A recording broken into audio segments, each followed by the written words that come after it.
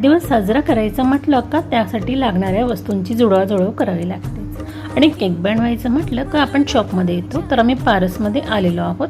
तर केकचं साहित्य तसेच सँडविच बनवायचं आहे आणि कोल्ड कॉफी अशा गोष्टी बनवायसाठी आम्ही थोडीशी छोटीशी शॉपिंग केली आणि घरी आलो.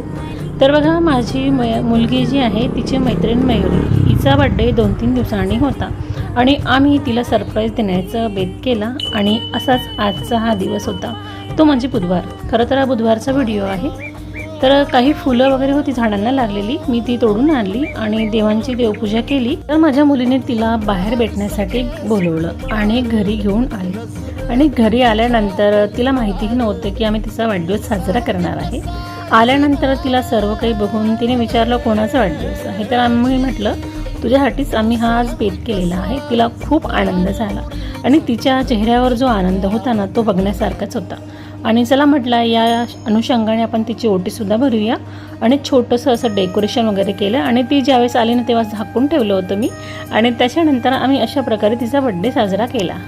त्यानंतर आमच्या थोड्या गमती रमल्या, आम्ही फोटोशूटसुद्धा केलं आणि अशा प्रकारे छानसा आम्ही आमचा हा आजचा दिवस सेलिब्रेट केलेला आहे. तर आम्ही काही गार्डनमध्ये फोटो काढले, त्याच्यानंतर छान कोल्ड कॉफी असंच गार्डनमध्ये बसूनच पिलेली आहे. तर तुम्हाला आमचा हा ब्लॉग कसा वाटला कमेंटमध्ये नक्की सांगा आणि तुम्हीसुद्धा तुम्हाला कोणाला सरप्राईज द्यायचं असेल तर तुम्ही अशा प्रकारे सुद्धा सेलिब्रेशन करू शकता.